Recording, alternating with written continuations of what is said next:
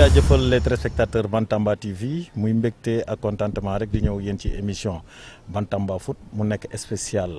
Dakar Sacré-Cœur muy club académie boo xam ne mën nañu wax ni bu ñu war a rendre hommage la tamit ci football sénégalais ndax am na liggéey bu bëri boo xam ne tey jii nii mën nañu wax ni def na ko ci football ci petite catégorie di wax ne nag mbégte la nag ma ñëw fi tey. comme li may wax rek chaque jour Asmamoun l'avocat du football local lépp li nga xam ne rek gis naa ko luy taaral sunu football ak li nga xam ne tamit ñuy liggéey dans l'ombre ci pour sunu football dem ci kanam rek dama koy génn ci télévision askan bi muy Bantamba TV ma toog ak nag sama xarit sama doomu ndey un grand coach un grand axe central nag koo xam ne tey jii nii mën naa wax ni génoo nañ bokk nañ équipe Assane Fall maa ngi lay bége di la nuyu di la ziar. waaw As maa ngi lay nuyu di la sant di kontaan ci ñëw bi nga ñëw fii. puis ñaan yàlla tamit ni nga jàppale ni nga bëggee jàppale football local bi yàlla gën ko yaatal te nit ñi gën a dégg te mu avancement bi ñëpp gis seen bopp voilà ñu ngi lay gërëm di la sant si ñëw bi. jërëjëf Assane man maa leen di remercier ndax mën naa wax ni bokk naa ci ñu njëkk a accordé sax ñu ñëw def émission fii ci Dakar Sacré-Cœur loolu moom mbégte rek la di leen ci ñaanal jàmm ak salaam di wax ni rek nii la rek maanaam ñoo bokk liggéey bi te yaa ngeen ciy jàpp di wax ni nag Assane dañuy ñëw tuuti ci Dakar Sacré-Cœur gis nañ macha allah benn équipe bu Dakar Sacré-Cœur boo xam ne qualité beeg organisation bi gis nañ ko fi daal. waaw sant yàlla Dakar Sacré-Cœur moom équipe bi. équipe bu ndaw la laay wax ndax ci wàllu dundin yàggul am na ñu ko fi jiitu ñu bëri mais li suñu credo si boppam mooy organisation d'abord après liggéey pour jéem a seet nu ñu développer joueurs yi ba ñu mën a génn dem monnaie seen talent ailleurs waaw. parce que ku ne Assane ne Dakar Sacré-Cœur gis nañ bi Dakar Sacré-Cœur ubbee ba léegi defe naa ni su ma jummul yaa ngi fi mën nga ma wax ban année ngeen ko créé. waaw Dakar Sacré-Cœur xam nga ñu ngi commencé woon naa ne chantier yooyu ay 2005 yooyu 2010 ci la activités yi commencé ñu commencé au plus bas niveau yàlla dimbali ñu avancé ndànk def deuxième division xam nañ fa def ñu toll ak juróomi at yooyu mais yàlla dimbali ñu de 2016 bi ñu ñëwee man mooy sama première année bi ma nekk ci pro bi sax ci équipe pro bi comme adjoint ci lañ yéeg automatiquement en Ligue 1 et bi ñu yéegee Ligue 1 tamit boobu ba tey. am na ay moments yu neex am na ay moments yu xaw neex joué nañ fi ay final coupe de la ligue yoo xam ne ñaar yoo xam ne ñàkk nañ ko am nañ fi 4e place am nañ fi 3e place am nañ fi 8e place pour la première année donc bii moom bon ñu ngi koy joué ba année Covid bi tamit amoon nañ place bu baax mais yàlla def Covid bi ñëw boobu ñu ngi woon ci première place ba dernier match bi ñu jël 3e xaw ma defe naa jël 2e donc Covid bi arrêté ko moo ñu arrêté ko ci phase aller bi donc bii ñëw na. liggéey nañ tuuti yàlla suturaal nañu ñu nekk la première à la 7e journée jël première place après ñu xaw ñàkk réussite tuuti ndax dañ toog na ay lu mat 5 matchs nii gagné wuñu donc ce qui fait que ni yeneen équipe yi tamit effectivement elles sont performantes ñu ngi liggéey donc foo match yu ne lay benn yoon ñaari yoon ñoom ñu gagné fa benn yoon ñaari yoon day commencé am écart donc ci lañ nekkee nii ba liggéey te jéem a seet daal comme ni ma ko waxee rek nu ñu jëmalee xale yi jiital leen jéem a seet tamit nu ñu leen wonee ba nit ñi gis leen daal.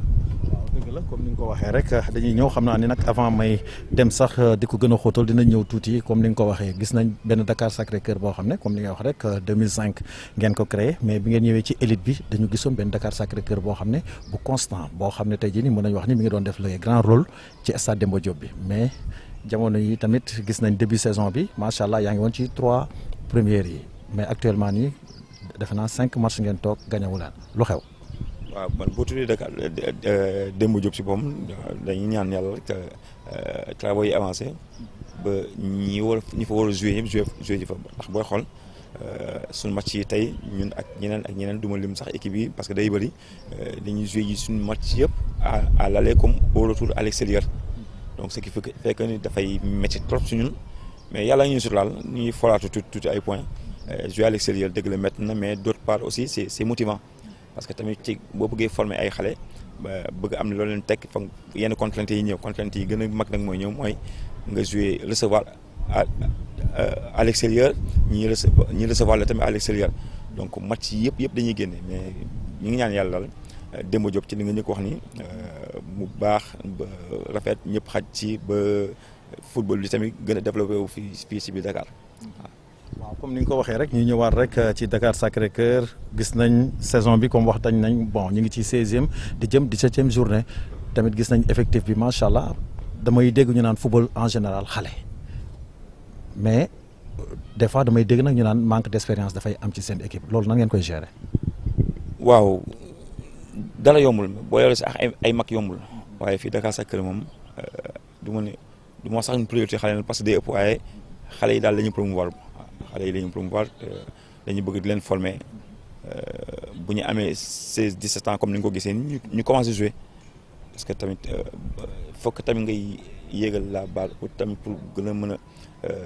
góorgóorlu ci li ngay def puis gën a mën a xarañ ci li ngay def et puis teelal ñome xale yi waaw équipe jeune la parce que comme ni may wax rek tey mënoo fi du ma ne mënuloo fi sax jaay mag waaye li nga gën a mën a génne si ay joueurs bu ñu nekkee xale mënoo ko génne ci bu ñu nekkee ay mag waaw moo tax dañuy tànn bu baax ñu nekk si ñun ñu nekk xale am kattan am qualité ñuy liggéey ak ñoom comme ça ñoom ñu mën a avancer. waaw parce que gis nañ nga ci comme ni 16 journée tey jii nii mën nga ma wax rek boo doon évaluer équipe bi manquement yi ci nekk ak yi nga xam ne tamit war nañ ko ci améliorer. waaw comme ni ma la wax rek ci formation lañ nekk te ay xale moom dañuy manquer expérience te souvent tamit constance bi dafay du gaaw a ñëw mais ci match yi ni muy tegloo nuyu ak ni muy ñëwee tey nga dem Pikine suba nga dem Guédiawaye suba nga dem Tëngéej ci loolu la seen expérience du dugg même bu ñu nekkee xale waaye expérience tamit buy dugg il faut nga am looy doj expérience bi gën a mag mooy fi nga demee daanu waaw foofu moom li lay yëkkati mooy sa expérience donc comme ni ma waxee rek joué nañ fan yi 5 matchs yoo xam ni gagné wuñu daluñu woon nag bi ñu commencé ba léegi mais championnat la te championnat bu ñu joué boo xam ne équipe bi yëpp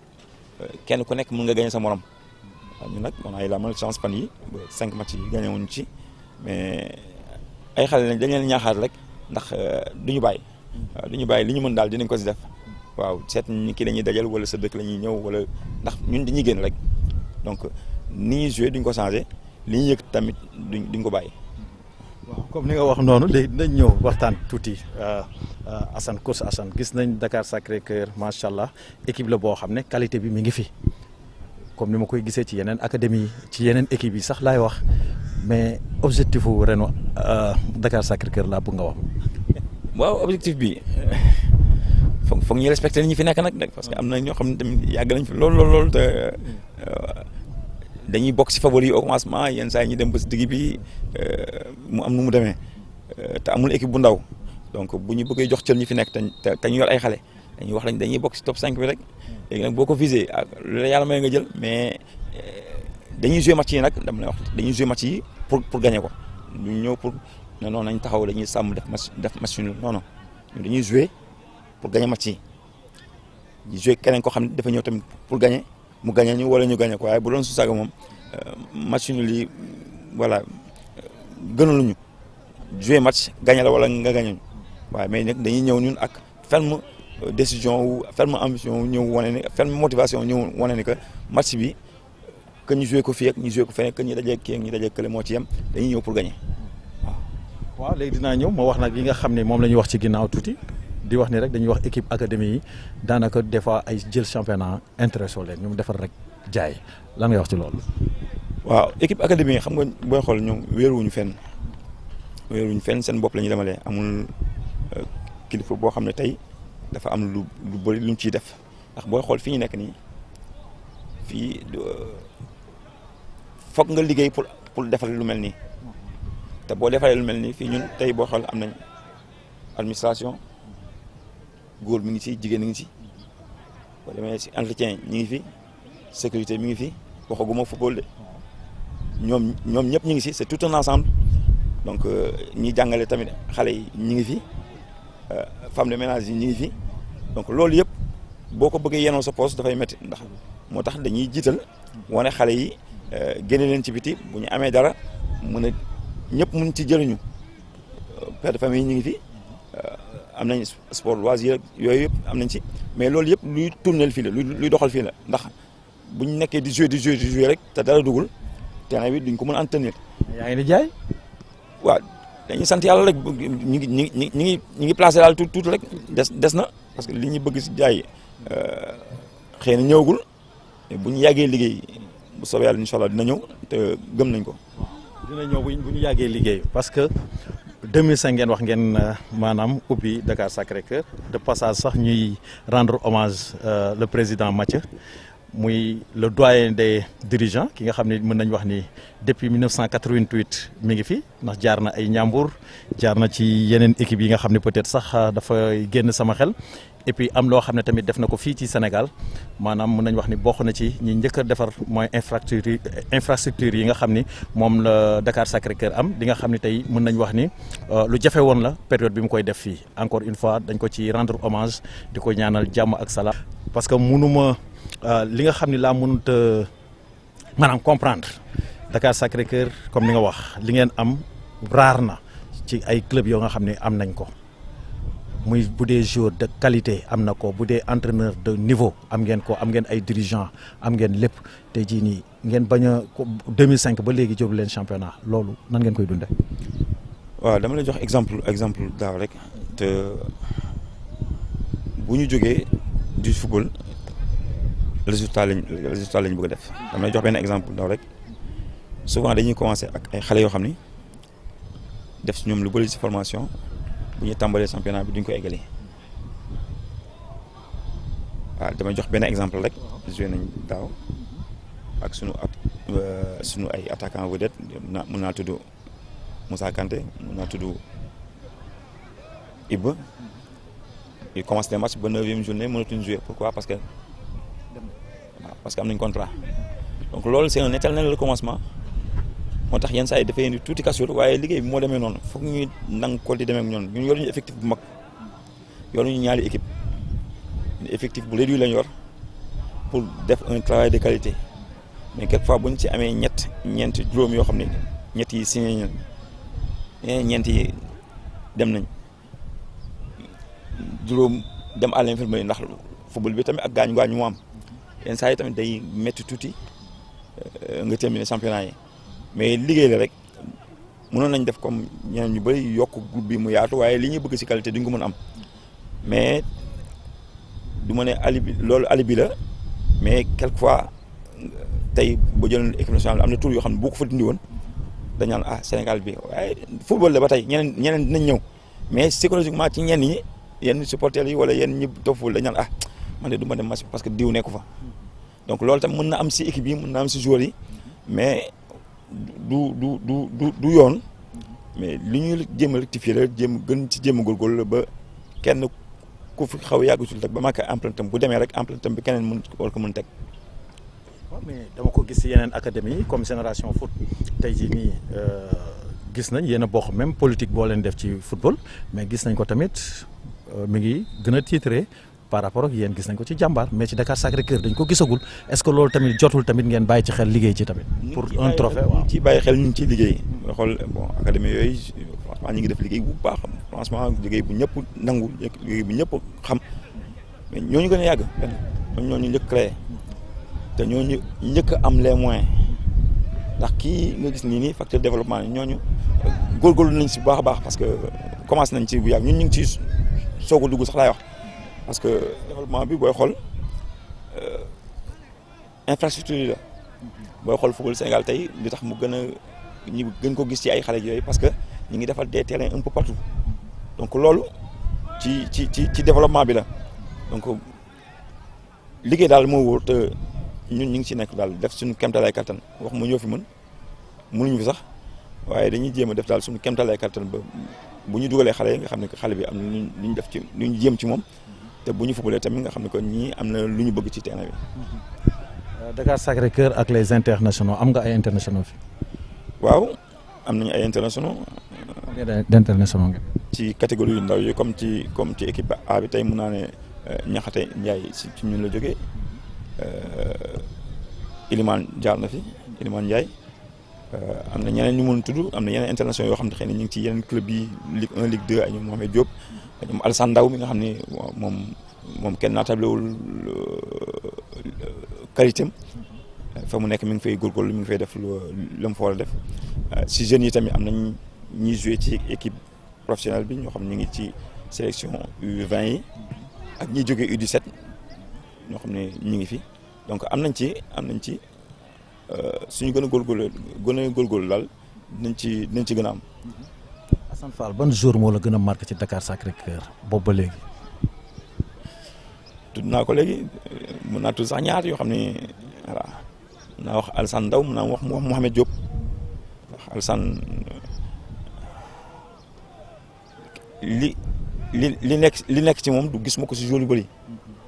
Mouhamed Diop tamit li nekk ci fitam gis ma ko ci joueur yu bëri la preuve nekkuñu fi seen xarañte baax na tamit xale yi suñu xale yi di xool ci ñoom ba mën a dem en avant Alassane moom leader la woon un bon capitaine ñi ko seetaan ñëpp xam nañ ni que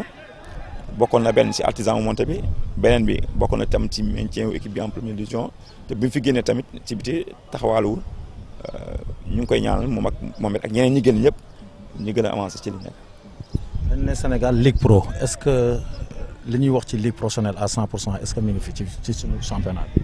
waaw ñu ngi ciy def ay jéego nag baax a baax xëy na boo gis organisation bu nekk xëy na dina am lu des tuuti mais gis nañ daal ñu ngi ciy góorgóorlu bu baax a baax waaw ci wàllu programmation yenn saa yi tamit mu métti mais gis nañ que ñu ngi koy xaj-xajal di dem ak événement yi am ñu ngi koy gérer mais daal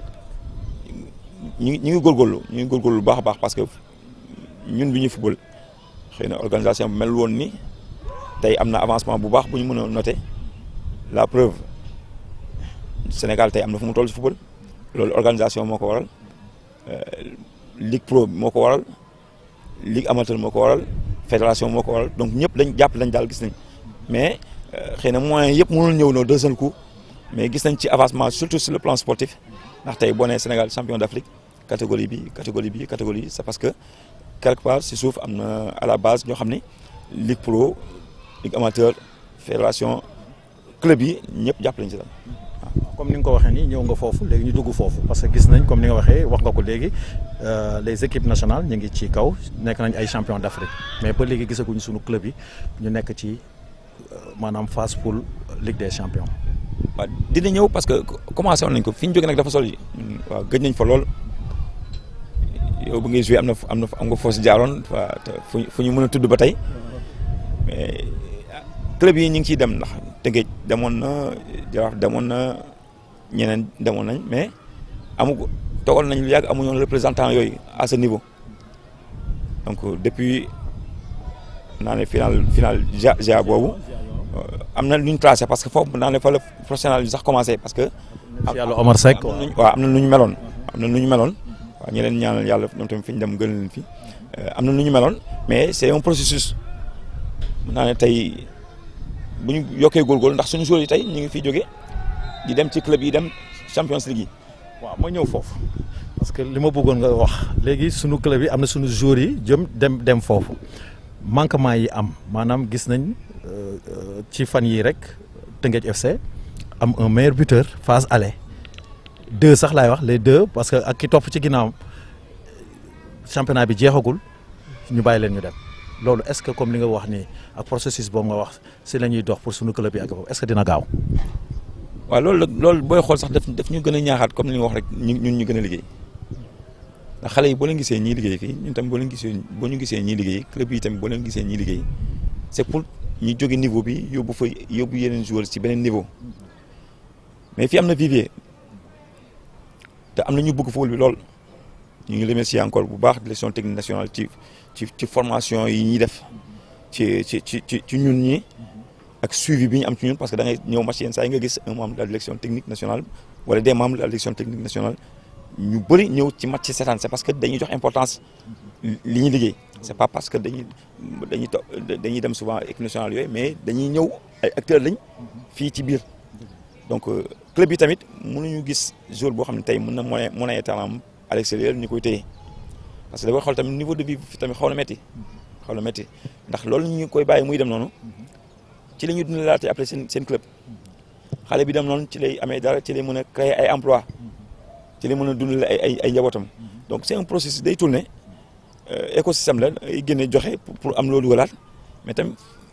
dañ koy nangu parce que tamit mënoo fi téye xale boo mën dem tey nga ne ko da ngay toog. mais Assane est-ce que loolu solution la. waaw mais li ma la wax moo si nekk nañ liggéey rek parce que ku dem mën nañ keneen mën na remplacer yombul nag ku dem keneen. Assane dafa mel na ngay daw question bi de. non dawuma question bi football bi mi ngi def ay avancées individuellement xale yi ñu ngi génne club yi ñu ngi def ay jéego comme ni ma la ko waxee mais. club yi ñu ngi def ay jéego ci ban jéego la ñuy def ci jour parce que jour am na nu ma xamee bu nekkee ci club bi mu nekk ci ay conditions yu extraordinaire du gaaw a dem parce que tey jii nii bu nekkoon pour man xale yi am nañ yenn salaire yi tey jii nii di nga leen mën a téye pour nga téye sa équipe pour sa équipe mën a dem sax sur le plan africain parce que ni nga koy bàyyee mu dem di wuti tamit boo demee ci Ligue des champions tamit noonu ngay gagné tamit xaalis ak comme ni nga ko bàyyee mu dem. waaw club yi tollaguñu foofu. jox la comme ni nga ko waxee mettre la à l'aise ba doon am dara comme ni ñu waxee tollaguñu foofu loolu ci biti la ëppee mais li ma lay wax rek yoon la parce que football bi toll woon fii mu toll nii infrastructure amul woon boo doon xool Dakar nga tudd terrain gazonné synthétique da ngay wax Stade Demba Diop après nga ne Dakar Sacré-Cœur léegi nag mi ngi am fu muy génnee. Côté Sicap côté Rue 10 ak feneen ak feneen ñi ngi commencé am terrain yi bien que mën nañu am terrain yu ëpp qualité yi mais ñi ngi def ay jéego dafa yombul nag du jour au lendemain mais tey joueur boo mën a fay fii ci li ma jàppale nag fayuma mais ci ñi mën fay fii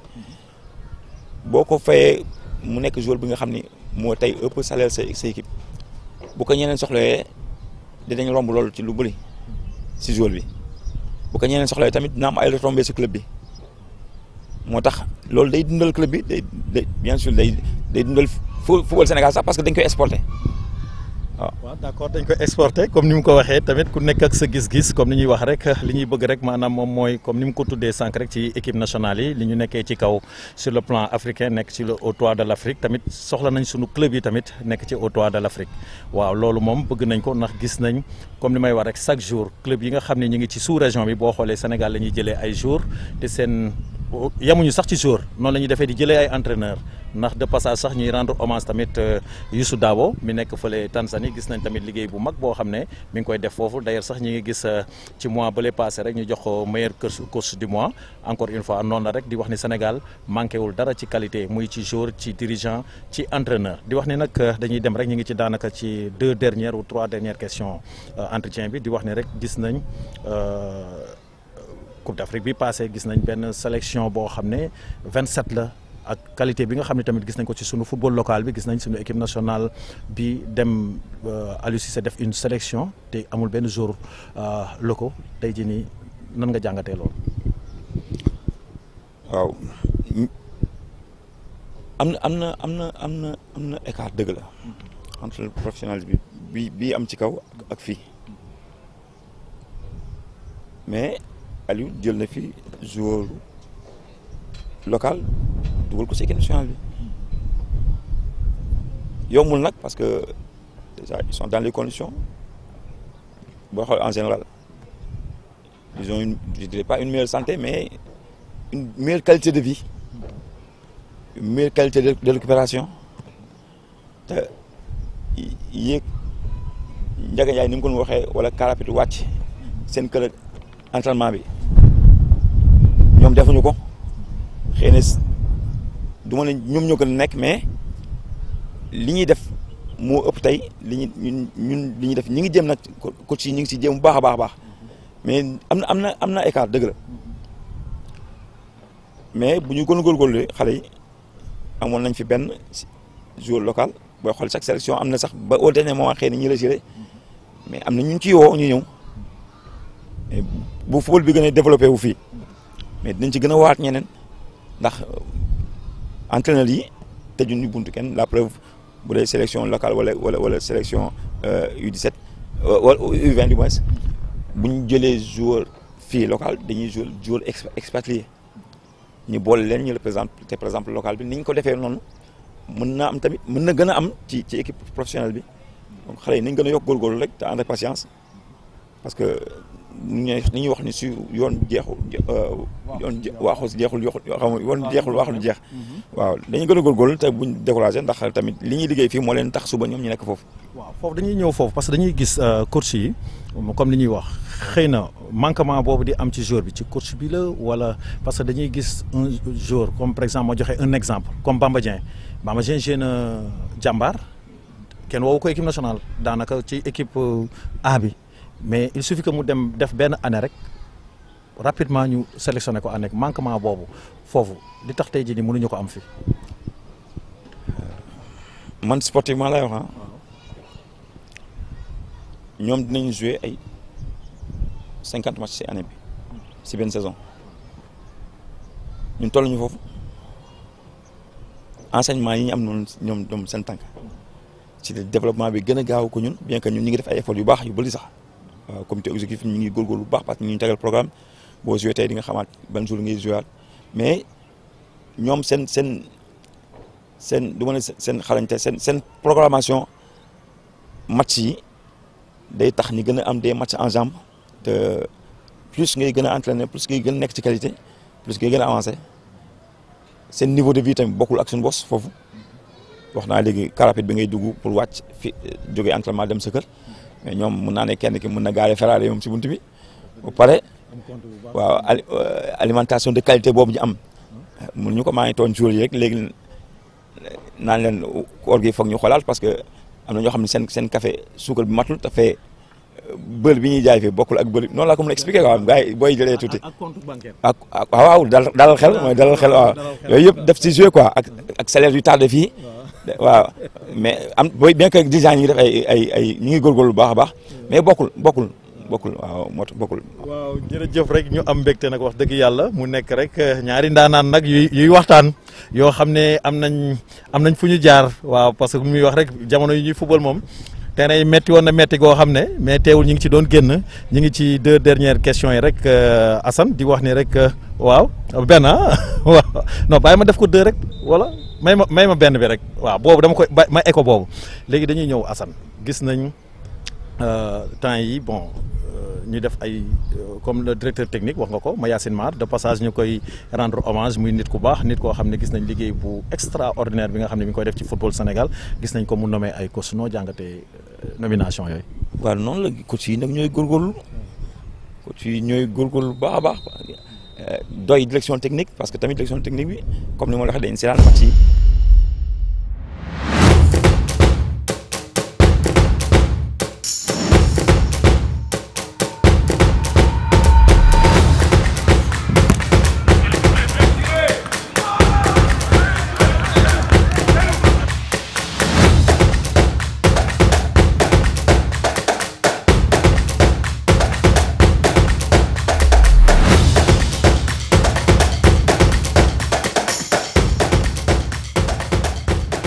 ziar nan la Aboubacar Kane. maa ngi lay fay Asmamoun merci beaucoup c'est un grand honneur pour nous que tu viennes chez nous que tu viennes à Dakar Sacré-Cœur.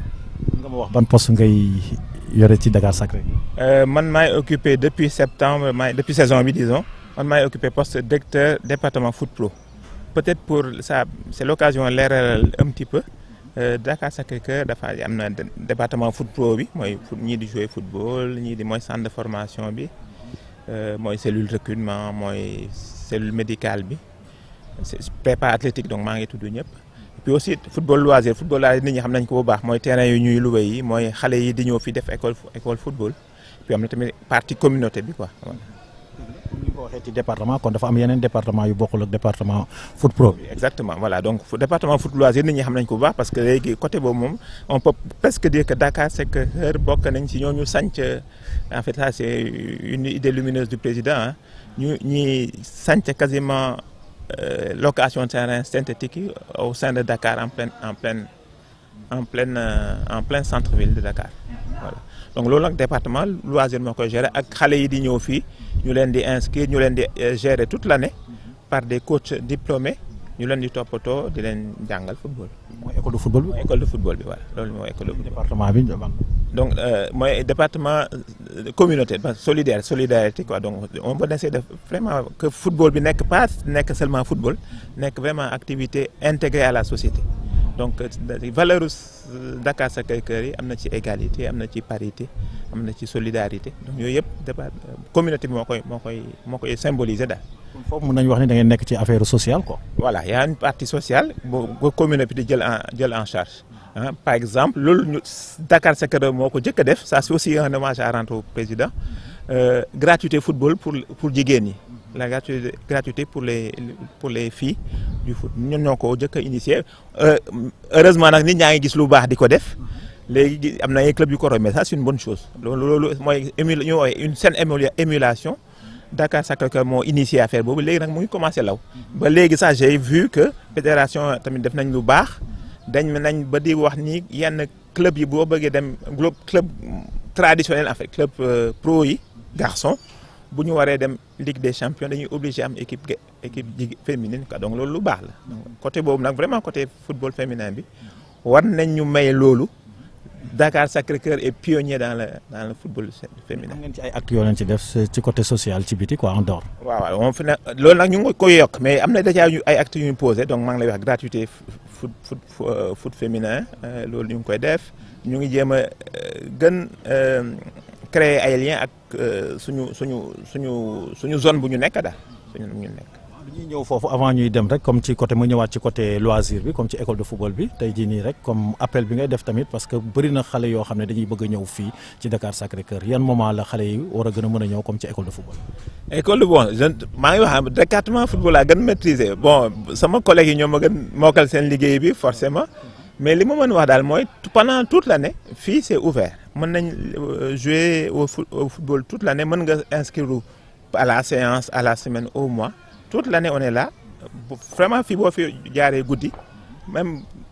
week-end mi ça grouille de monde il y a 10 000 personnes yu fiy jaar toutes les semaines les gens ne se rendent pas compte rien que de ce point de vue là l'aspect social que jouent les ASC de manière générale et Dakar Sacré-Cœur en particulier c'est un rôle important dont les autorités devraient plus prendre conscience que cela. Quand les enfants, les enfants ou les moins jeunes viennent ici s'adonner à leur pratique du football, ils ne sont pas dans les rues en train de traîner. Et en plus, l'aspect côté santé, c'est inestimable. C'est inestimable. Et ce n'est pas rémunéré à sa juste valeur, c'est la bëggoon wax. Vraiment, côté boobu ñu ngi ko war nañ ci gën bàyyi xel daal.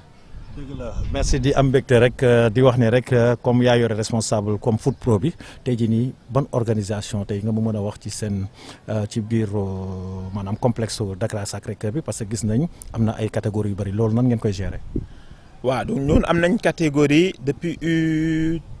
U13 ba senior ba senior suñu équipe senior bi ñoom ñu ngi jouer Ligue 1 équipe senior bi mu ngi jouer Ligue 1 am nañ U19 mooy junior yi. U17 mooy cadet yi ak U15 ak U13 ñun ñu ngi jàppale xale yu ndaw yi ñu ngi leen di jàppale tamit ci seen wàllu jàng tamit c'est l'aspect social dont on parle on s'occupe de la scolarité de nos jeunes donc là on les accompagne ku bëgg a jàng dañuy jàng ku si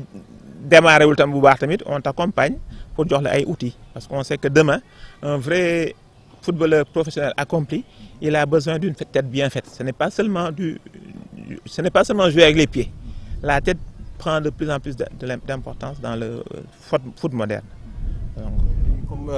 équipe bi dañu internet comme Ligue Pro bi maanaam wala U17 yi wala xale yi ñoo nekk internat. am nañ sama internat yi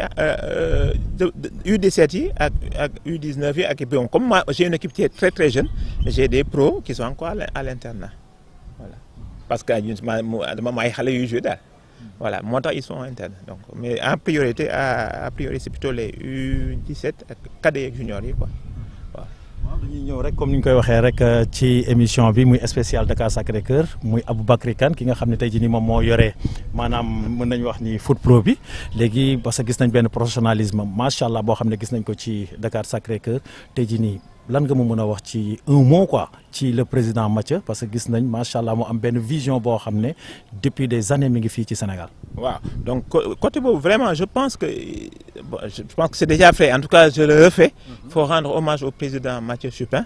qui a eu une vision lumineuse c'est vraiment accentuer le football loisir, ça il l'a fait, mais ce n'est pas seulement que du football loisir, il a voulu également créer un club avec une équipe fanion qui est aujourd'hui en première division. Mathieu Chupin est dans le foot, il est là depuis 1988. Il est français d'origine. Il a l'habitude de dire, et il a raison, je suis sénégalais d'origine française. Il y tient. Il est sénégalais d'origine française. Et ça, il faut lui reconnaître ça. Il a toujours milité dans le football sénégalais. Il a commencé à Bignona. Je ne sais pas le bon ordre, mais je sais qu'il a commencé à Bignona. Il a été à la police, il a été à Niambour. Et il a créé Dakar Sacré-Cœur. Voilà. Donc actuellement, c'est le dirigeant le plus ancien encore en activité dans le doyen des dirigeants. Le doyen des dirigeants actuels du foot sénégalais. En fait, c'est encore en activité, quoi. Voilà, donc ça, il faut lui rendre cet hommage-là. Et il a créé un club de toutes pièces qui aujourd'hui a toute sa place dans le football sénégalais, qui produit encore des internationaux sénégalais, donc qui participent à l'effort de guerre, entre guillemets, qui participent au football sénégalais, au développement du football, au développement et au rayonnement du football sénégalais. Et qui, donc, l'aspect social dont on a parlé tout à l'heure, 10 000 personnes qui passent ici toutes les semaines. Quand on sait que, par exemple, Eliman Ndiaye, c'est très actuel, et est passé par là. Bon, ce n'est pas la peine que je cite tous nos autres pensionnaires qui aujourd'hui font les beaux jours des clubs européens. Mohamed Diop,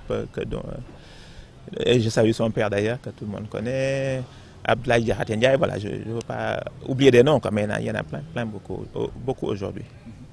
lan nga ma mën a wax rek ñu ngi ci dernière question bi rek ban projet majeur ngeen xam ni si la Mathieu nekk laay wax sax Dakar Sacré-Cœur sax nekk parce que da ngeen yàgg di innover. waaw loolu dañuy yàgg innover. te mën naa li ma wax daal mooy mu ngi continuer di innover moo tax je pense que c'est une des raisons pour lesquelles maa ngi fi tamit dafa bëgg a féete si vraiment côté aller de l'avant innovation bi mënuma si sori nag parce que xam nga rek projet yi. ñu ci may tuuti rek. non mënuma si yegg malheureusement en tout cas daal li ma mën a wax daal mooy mu ngi liggéey toujours dans l'intérêt du football sénégalais, du citoyen sénégalais. Parce que le Sénégalais, à la base, le Sénégalais aime le sport, aime le foot, mais aime le sport de manière générale. Et il est dans ce domaine-là. Il veut aller plus loin dans ce domaine-là. Et très très prochainement, je pense que ça vaudra le coup une émission spéciale qu'il annonce lui-même ses projets. Suñu dernière question rek mooy Dakar Sacré-Cœur fi mu nekk ci base bi nga xam ne fa la nekk fii muy SICAP bi bu ñu nee SICAP bëri na 1 2 3 ba 6 tey jii nii est-ce que seen xel nekkul ci tamit pour jéem a fexe gën a yaatal seen kii bi mu nekk club bu gox. waaw loolu moom c'est un axe de développement qu'on ne peut pas négliger qui est très très important. On en est tous conscients xam nga ñii dañuy xalaat nañu dañu xaw a tëju dañu xaw a tubaabe dañu wax affaire yi quoi. c'est du loolu daal liggéey bi moo laaj rigueur. Voilà, il ne faut pas ñu ne Sénégalais lu ñu neex def loolu baaxul il faut que mën nañ nekk Sénégalais liggéey dans la rigueur et nag c'est à nous d'aller encore plus vers la communauté. Et moi je pense qu'avoir un ancrage local c'est très très important. C'est très important donc te loolu on ne néglige pas cela du tout mooy expliquer ça l'aspect communauté bu ñuy bëgg a développer bi aspect social bi ça va aussi dans ce sens-là et puis un grand club mënul dem te amul base populaire li ñuy jéem a def nii là depuis quelque temps mooy dinañ jéem a def indi ay asiko donc déjà loolu tamit dina indi tuuti engouement ñu ngi koy wut et même bon j'irai plus loin loolu du yoon mais soo amul engouement populaire malheureusement arbitre yi dañuy tuuteel daal lañu waxante dëgg ay sportif la ñun ñëpp affaire noonu lañ demee quoi. ñu néewal leen doole ko. dañuy ñeewal doole parce que xam nañ dara du leen ci fekk bon waruma wax loolu parce que arbitre warul xalaatee noonu mais on sait que c'est la réalité. On sait que c'est la réalité boo ñëpp xam nañ ne quand tu joues à Anfield pression Anfield Liverpool pression supporters yi non seulement day jouer ci adversaires yi mais day jouer aussi inconsciemment ci arbitre yi ñun nag amuñu doole boobu te ñun duñu xeex duñu saaga duñu kii. Pas que bon man je sportif accompli là je respecte toujours la décision de l'arbitre du ma mës a contester décision arbitre mais force est de reconnaître que ce match dimanche bi mujjee rek j'ai perdu contre Casa 1-0 je marque un but valable techniquement c'est pas ñu si dugg but bu valable parce que défenseur moo laal bal bi après ñu siffler ma hors-jeu voilà c'est des petits détails yoo xam ni boo amee public je pense que ça joue. voilà parce qu'on est entre sportifs donc yooyu dañ comprendre yooyu li may wax noonu quoi. dëgg la merci rek ñu ngi ci fin wu émission bi rek di wax ni rek lan ngay wax ci Bantamba TV ak émission Bantamba foot bi Asma mun di def. Asma mun di def vraiment maa ngi lay gërëm di la sant si liggéey bi ngay def on manque vraiment le football sénégalais le sport sénégalais manque de visibilité donc de ce point de vue là nous acteurs du football sénégalais nous simples amateurs on devrait remercier tous ceux qui travaillent dans ce domaine tous qui œuvrent dans ce domaine là et qui augmente la visibilité du football sénégalais. C'est vraiment un manque que vous êtes en train de combler. On vous en remercie. Et honnêtement, je pense que les autorités devraient vous aider là-dessus aussi. Les autorités aussi, également les initiatives privées à travers le sponsoring. Ça, c'est un gros axe de travail pour le sport. Dañuy former donc si biir formation boobu ñuy former ak match yi ñuy seetaan ci lañ gis ni que kii am nañu yaakaar ne suñ ko yóbboo ci catégorie bi ñu jàppale ko dina mën am waaw loolu laa ko mën waxee ay choix la te il faut respecter aussi les choix parce que tamit benn poste fukk nit mënuñu si nekk te ñoom gis naa ne ce sont des choix judicieux xool nañ ko xoolaat ko bu baax a baax defuñu ko rek ni au hasard dañuy xool parce que dañuy topp équipe bi man gis naa samay match yoo xam ni gis naa si membres yi ñëw et puis ça fait plaisir nga ñëw di jouer gis ñi nga xam ne ñoo lay former wala ñi ngànk football bi taxaw si ginnaaw di xool ça veut dire que ñi ngi bàyyi xel ci li ngay def ak li ñeneen di def ñi ngi bàyyi xel tam ci ñoom lii seen liggéey mooy xoolaal topp xool ñuy teg waaye tamit dañuy topp xool ndax ñoom li ñuy jàngal ñu ngi koy defal lu ñu ko def parce que tamit boo ko deful boo demee si ñoom dañ la ne lii jàngaluñ la ko woon waaw choix yu baax la choix yu judicieux la gis naa ñëpp dañ ciy gis seen bopp et puis na si ñëpp jàpp suñu équipe nationale bu si jàppee dinañ avancé. jërëjëf Assane rek comme bi ma maam Cheikh may benn question bi moo doon may rek moom mooy académie ak les clubs traditionnels boobu lañ koy tëjee parce que dañu gis léegi clubs traditionnels yi ñu ngi copier retard bi amoon parce que li nga xam ne mooy organisation bi nga xam ne dañ ko manqué woon gis nañ club yu mag yi nga xam ne ñu ngi woon fii tey jii nii fii ngeen nekk nii benn club bi nga xam ne moo njëkk juddu ci football Sénégal fii la doon entraîné muy la Jeanne d'Arc de Dakar tey jii nii gis ngeen fi mu nekk mais gis nañ ay Pikine te ubbi académie Jaraaf gis nañ kii tey jii nii ban jàngat ngay def ci ñoom ci loolu ñu nga xam ne ci lañ jóg pour rattraper retard boobu. waaw mooy développement bi may wax rek c'est à la base ndax tey bu kii bi nga tudd noonu boo déggee ñu ne def nañ académie te mën naa ne démb barki démb gars yi xalaat ñu ko noonu baax bien que mi ngi woon si xel yi sax xëy na mais mënu woon ñëw mais buñ defee académie comme ñun ñeneen def académie ñun ñëpp bokkandoo def académie ci la football bi di gën a gaaw. ndax njàngale bi mi ngi nekk d'abord ci xale yi màggee loolu mais du ñu bàyyi ba dem ba nekk mag seen ay yax dëggal ñu bëgg leen jàngal football bi c'est dès le bas âge d'où les académies donc club yooyu ñu ngi leen di encourager bu baax ñu gën a góorgóorlu ci loolu parce que base bi foofu la ñun boo ñu gisee ñun ñu ñemee teg ay xale parce que tamit dañ leen jaarale ci jaaruwaayu académie former leen dès le bas âge comme ça doo fi nekk tamit naan déwén kan laay jël damay recruter ak yooyu plus ngay liggéey ak ñi nga nekk yàgg ak ñoom plus nga ñi gën a xam sa philosophie sa projet jeu plus nga yàgg ak ñoom tamit nga gën leen mën a inculquer ay savoir-faire ay valeurs yoo xam ne buñ fi génnee fu ñu mën dem dañ fi mën toog waaw développement bi foofu la à la base te comme ni mu ko waxee rek léegi équipe nationale bi comme ni nga ko waxee léegi am na U15 am na ba ci jigéen ñi sax am na donc kon ñoom ñu ngi liggéey bu baax a baax léegi nag li ci des ak mooy ñu gën a am moyen rek voilà ñu am tamit ay infrastructures yu mel ni à l'image de Guéréo ak Toubab Dialaw foofu la football sénégalais bi développé woo waaw comme ni nga ko waxee comme ñi ngi wax rek ñu ngi ci fin wu émission bi tamit di gën a leeral rek ci Dakar Sacré-Cœur muy un club professionnel waaw muy parce que club professionnel moom dafay ànd ak ay académie parce que foofu ñu leeral loolu parce que li may gis ci club rek sur le plan international moom laa gis fii ci Dakar Sacré-Cœur waaw ndax gis naa fi ñu am équipe féminine maanaam mën nañu wax ni am na yooyu xam naa ni sax après kii laa ci waxtaanal su ma ci waxtaanul ak Fallou rek naa ci waxtaan ak Aboubacry parce que am na loo xam ne foofu ñu leeral ko foofu tamit di wax ni Dakar Sacré-Cœur du lu ndaw lu mag a mag la parce que gis nañ fi loo xam ne tey jii nii maa ngi woon sur le plan international waaye li ma fa gis rek moom laa gis fii tey moom mbégte rek laa am Dakar Sacré-Cœur li tax tey jii nii tour bi mu am ko li tax tey jii nii constance bi mu am ko ci football Sénégal kon loolu maanaam liggéey la ak organisation une bonne organisation laa gis fii tey jii nii lii rek la ñuy ñaan sunu club yi am ko ndax lii rek moom mooy tax suñu football gën a développé relève bi nga xam ni moom la ñuy du mën a jooy am nañ ko ba doyal li ci des rek maanaam di ñaan rek képp kuy yore suñu équipe nationale rek ñu ci boole suñu joueurs locaux yi tey jii nii appel bi may def ci Aliou Cissé rek maanaam moom mooy lan parce que gis naa comme ni mu koy waxee des fois ñoom Mayacine Mar di superviser di ñëw di seet entraîneurs yi di kii ak yooyu loolu lépp motivation la ci joueurs yi waaye tamit joueurs yi su ñuy gis Aliou Cissé di ñëw di seetaan championnat di xool di loolu tamit motivation la ci moom. ah xëy na mu koy def tey du ma ko gis mais mosaguma gis tey jii nii comme loolu muy ñëw ci stade yi di xool championnat local bi kon encore une fois champion tey jii nii ñu ngi lay gën a jaajëfal di la wax félicitation gis nañ liggéey bu mag bi nga xam ne def nga ko ci football Sénégal def nga ko ci équipe nationale Sénégal xëy na nag chance moom day am Coupe d'Afrique bi passé manque de chance la dañ koy nangu rek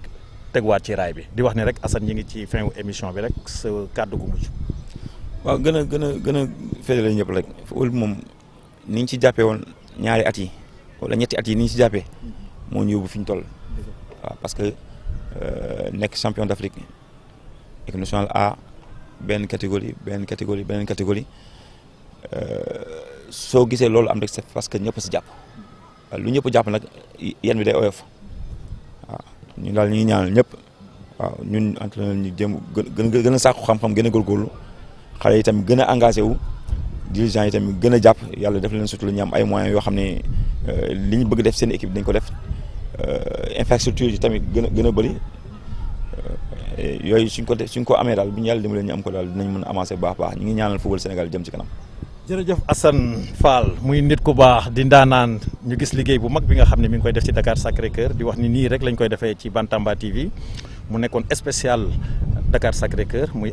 académie di équipe professionnelle nag ndax maanaam ku ne Sacré-Cœur rek xam ni qualité maanaam ak organisation mi ngi fi encore une fois di rendre hommage rek notre cher président Mathieu di ko wax ni rek li ñuy def rek mooy ñaanal la ko te loolu xam naa ni Aboubacry dégg nga li mu wax ci yow gis nañ organisation bi ak vision bi ak projet yi nga xam ni tamit am nga ko ci Dakar Sacré-Cœur li ñuy def rek mooy di leen jaajëfal rek di leen wax ni rek nii rek laa koy defee chaque jour di wax ni rek da leen di jox dig daje rek ci beneen émission incha allah jërëjëf.